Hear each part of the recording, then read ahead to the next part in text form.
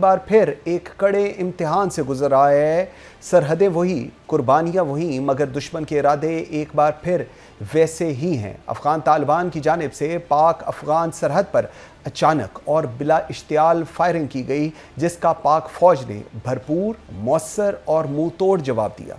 ज़राए के मुताबिक अफ़गान सरजमीन से ख्वारिज के एक ग्रोह को सरहद पार करवाने की कोशिश की गई। इसी दौरान अंगूर अड्डा, बाजोड़, करम, दीर, चित्राल और बरामशाह के मुख्तलिफ इलाकों में अफ़गान फोर्सेस की जानिब से फायरिंग शुरू हो गई। पाक अफवाज के जवान फ़ौरन हरकत में आए और जवाबी कार्रवाई में अफ़गान तालिबान की मुतअद्दिद पोस्टें तबाह कर दी गई। ज़ोब सेक्टर में पाक फ़ौज ने एक अहम तालिबान पोस्ट पर कब्जा करके पाकिस्तान का झंडा लहरा दिया। तालिबान की बख्तरबंद गाड़ियां भी तबाह हुईं।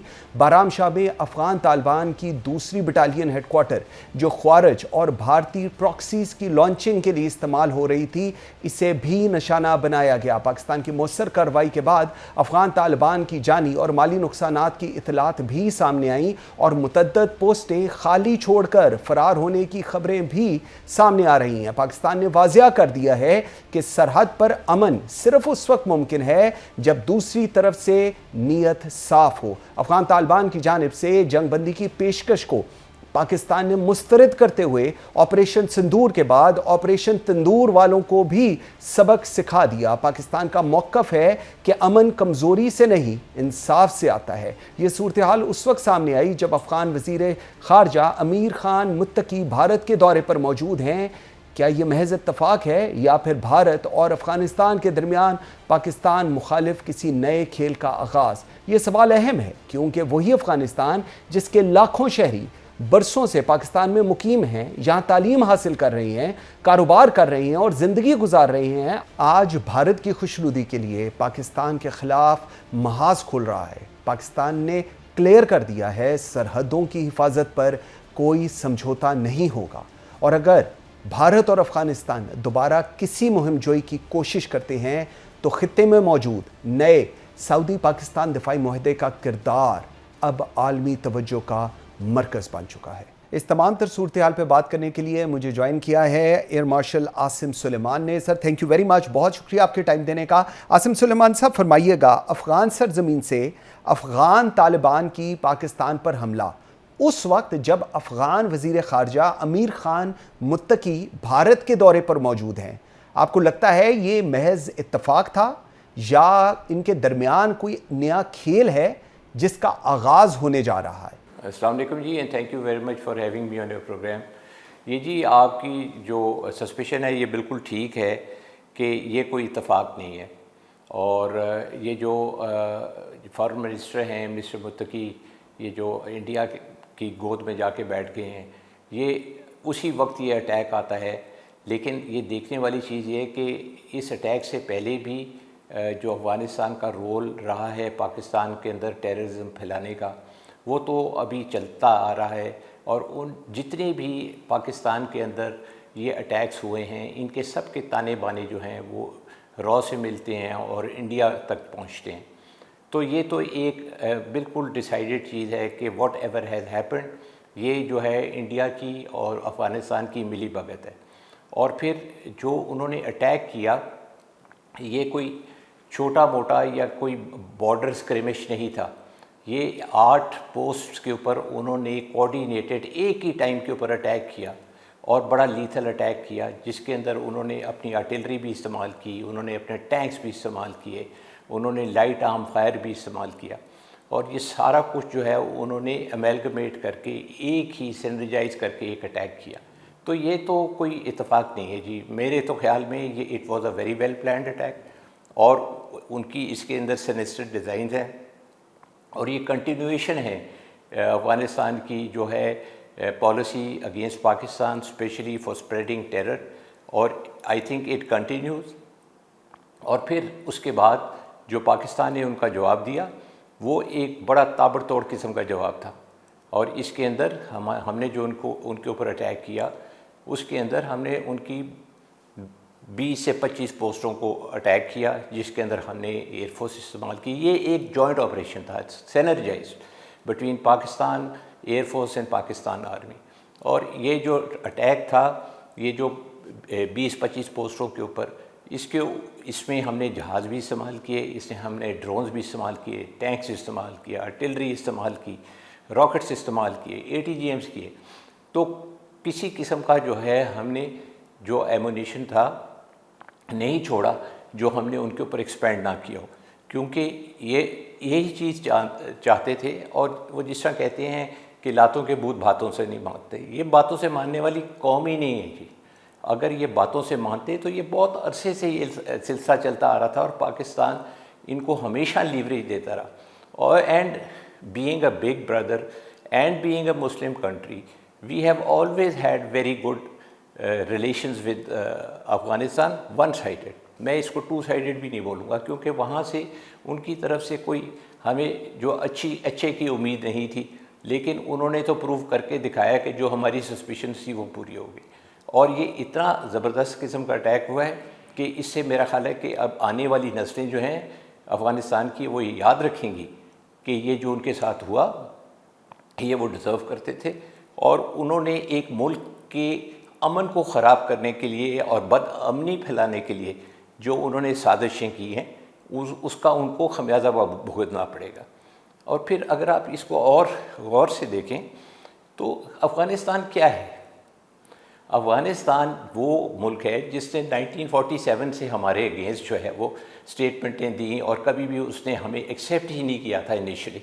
And they were opposing our recognition also as a state. तो ये तो अफ़गानिस्तान की तो हिस्ट्री यहाँ से हमारे साथ शुरू होती है। लेकिन ये तो पाकिस्तान है who has always been extending the hand of friendship, और हम उनसे दोस्ती करना चाहते थे, भाईचारा रखना चाहते थे। और आप देखें कि जिस वक्त इनके ऊपर बुरा वक्त आया और सोवियत इन्वेजन आई, तो उस वक्त पाकिस्तान ही था जो इनके पीछे खड़ा हुआ। और पाकिस्तानी की वजह से आज ये जो कहते हैं ना कि जी हमने सोवियट्स को भगा दिया, तो सोवियट्स को इन्होंने कोई नहीं भगाया। इनको भगाने वाले तो हमारे कंधे पे चढ़ के ये सारा काम कर रहे थे। They have used our shoulder, we help them, ना कि उस वक्त हमने इनको अस्करी किस्म की जो चीज़ें चाहिए थी वो दी, जिसके अंदर ट्रेनिंग हो गई या इनको आर्म्स एंड एमुनेशन की जो ज़रूरत थी वो हमने इनकी पूरी की। फिर आप देखें हमने 40 से 50 लाख जो थे रेफ्यूजीज़ अपने मुल्क में रखे। कौन मुल्क रखता है? सबसे बड़े रेफ्यूजी का जो एग्जाम्पल है आज आपको मिलता है वो पाकिस्तान ने दिया। तो आप देखें कि इन्होंने तो बिल्कुल जो है वो फरामोश किस्म के लोग हैं ये, कि इन लोगों ने हमारे जो है कोई चीज़ एक्सेप्ट नहीं की, कोई भाईचारा एक्सेप्ट नहीं किया, एक्नॉलेज नहीं किया। और आज वो कहते हैं कि जी हम इतनी बहादुर कौम है। ये बहादुर कौम कहाँ से है? ज़रा प्रूव तो करें। हाँ, और अभी अगर कहते हैं ना कि हम बहादुर हैं, तो आप बहादुर हैं तो फिर आप क्यों दुनिया में भागते फिर रहे हैं? आप UAE के पीछे जा रहे हैं, आप कतर के पीछे जा रहे हैं, आप सऊदी अरेबिया के पीछे जा रहे हैं, आप ईरान के पीछे जा रहे हैं। You are looking for other countries to come and help you out. जब आपने इस तरह की जो है जो मैं तो कहूँगा कि ज़रफ़ ही नहीं दिखाया इन्होंने, कोई इंटरनेशनल ज़रफ़ ही नहीं है इस मुल्क के अंदर। और ये समझते हैं कि ये जो चाहेंगे वो कर लेंगे। Pakistan is not a push over, और जिनकी गोद में जाके बैठे हैं वो तो हमसे जंग हारे हुए हैं। ठीक, बिल्कुल सही।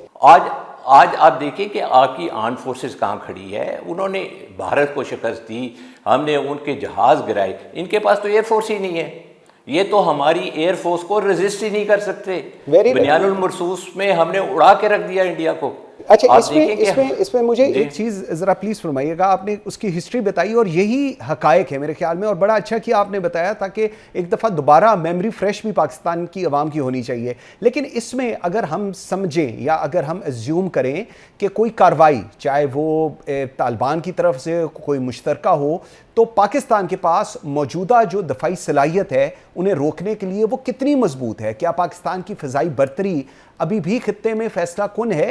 क्योंकि एक ये भी perception, once again I am saying, perception create की जा रही है कि इस मुलाकात के बाद ये हमला ये इस चीज़ का अंदिया दे रहा है कि दोनों इकट्ठे होकर ऑपरेट करने की कोशिश करेंगे गोइंग फॉरवर्ड।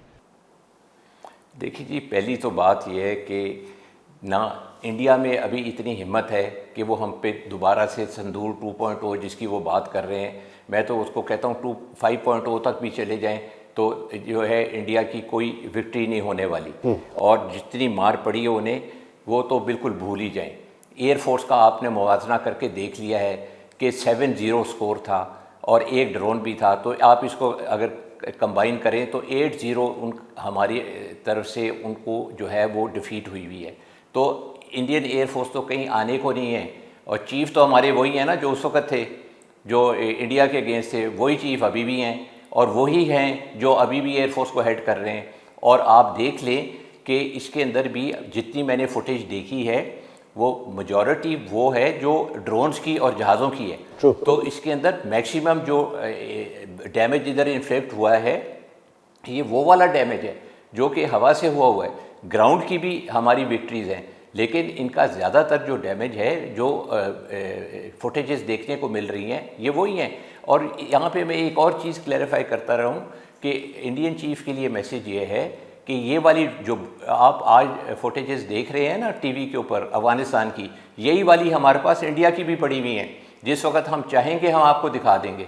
सो इस वो भी किसी वहमो गुमान में ना रहें कि जी हम मुझे फुटेज दिखाओ कि मेरे बेस पे कहाँ पे अटैक किया था, हमें पता है हमने कहाँ कहाँ अटैक किया था। So coming back to Afghanistan, there is a lot of damage which has been inflicted by the Air Force. So Air Force still stays as viable, as potent and as lethal as it was against India. और यहाँ पे तो देखें हम लोग तो I am sure जब India के ऊपर भी हमने अटैक किया था, हमने हाथ हल्का रखा था। We did not want to climb the escalation ladder. और यहाँ भी याद रखें कि हम एस्केलेशन लेडर पे नहीं चलना चाहते, लेकिन जो हमारा रिफ्यूज़ल है ये अफ़गानिस्तान को सीज़ फायर के लिए, वो सिर्फ एक ही बेसिस के ऊपर है, और वो ये है कि उनको सबक सीखना चाहिए। अब ये नहीं होगा कि हर दफ़ा आप मस्ती करें और फिर आप आके माफ़िया मांगनी शुरू कर दें। अभी एक दफ़ा they should learn their lesson and they have been taught a lesson.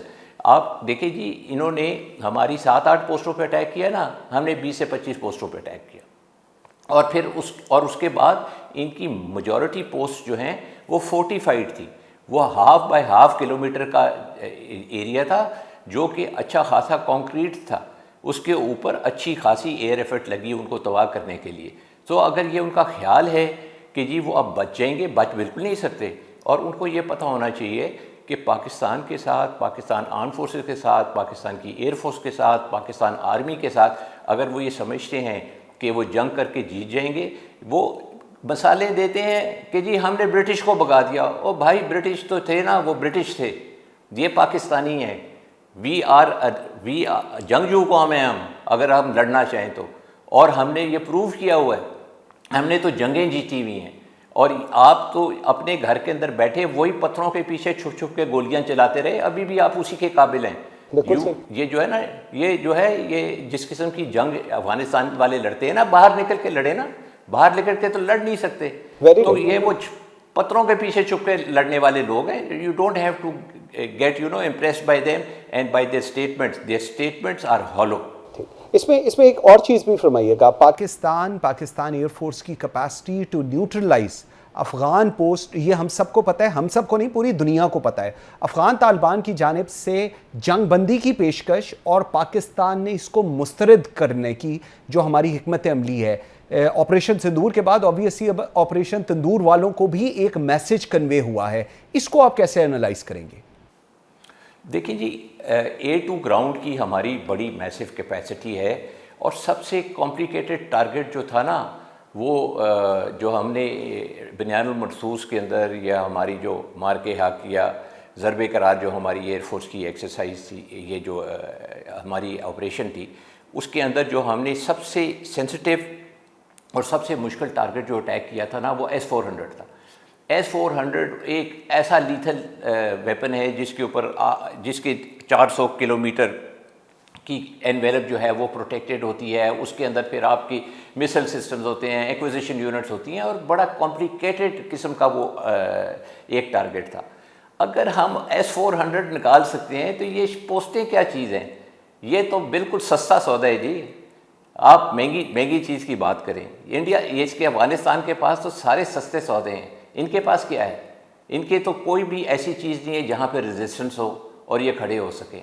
मेरा तो ख्याल है कि अगर थोड़ी सी भी अकल है अफ़गान की हायरकी के अंदर, तो उनको ये चीज़ सोचनी चाहिए कि कैपेसिटी देखें, कैपेबिलिटी देखें, और फिर आप देखें हमारे जो है बूट्स ऑन ग्राउंड भी हैं। ये नहीं है कि people can not overwhelm that. अभी जो सुनने में आ रहा है, I am not sure about it, that there are certain posts which have been occupied by Pakistan Army, and I am sure they must have been, for the reason being कि ये तो इतनी डरपोक कौम है कि ये भाग गए होंगे वो पोस्ट छोड़ के। इनके ऊपर एक असेसमेंट दी थी अमेरिकन ने कि जी this is a ragtag army and we have not invested in the right type of people. They do not have the human resource to raise a force which is capable to defend their own country. ये जो American की assessment थी इसके ऊपर, अफगानियों के ऊपर। तो आज they can not talk to us, किस मुंह से वो हमारे साथ बात करेंगे? मतलब आपकी क्या परफॉर्मेंस है? आप ये इनसे सिर्फ ये पूछें कि इन्होंने कौन सी जंग जीती है। बिल्कुल सही, बिल्कुल। अगर अंग्रेज़ों को स्टोन एज के अंदर वो लड़ते रहे हैं, वो पत्थरों के पीछे छुप छुप के, तो उसके अलावा उन्होंने कौन सी, did they win the Soviet war? Who fought the Soviet war? Absolutely right. अच्छा, एक और चीज़ जो सबसे अहम सवाल है इस वक्त कि वही अफगानिस्तान जिसके लाखों शहरी बरसों से पाकिस्तान में मुकीम है, यहाँ तालीम हासिल कर रहे हैं, कारोबार कर रहे हैं, ज़िंदगी गुजार रहे हैं, आज भारत की खुशनुदी के लिए ये सब कुछ, ये महाजराई, ये क्यों? Why it's so? ये जी उनका फाइबर ऐसा है। I think that they have a very fiber which does not support what they say, and they don't have sincerity in their fiber. उनका moral fiber जो है ना वो बिल्कुल ख़त्म हो चुका हुआ है। और अगर किसी, if they were a nation, they should have come and stood besides Pakistan कि जी हाँ जी ये मुल्क है। आज हम उनको, आप कहते हैं कि जी हम बड़ा वाइबल मुल्क है। वाइबल मुल्क है तो अपने लोगों को वापस लो ना। लोग तुम्हारे पास जाना नहीं चाहते। They just don't want to leave Pakistan, they are enjoying their life over here. तो ये तो अगर आज अफगानिस्तान वाले लोग जो हैं वो अपने गिरबान में झाँक के देखें तो उनको इस चीज़ का जवाब मिलेगा कि आज भी हम वही जो है अजीब सा मुल्क हैं जिसके अंदर हमारी अपनी जो कौम के लोग हैं वो वापस नहीं आना चाहते। And they are not very comfortable with them. अगर वो वापस नहीं जाते तो ये वो हमारे पे जुल्म कर रहे हैं। And they are taking civic advantages of our country at the cost of our people. बिल्कुल सही, बिल्कुल सही। एयर मार्शल आसिम सुलेमान साहब, थैंक यू वेरी मच, बहुत शुक्रिया आपके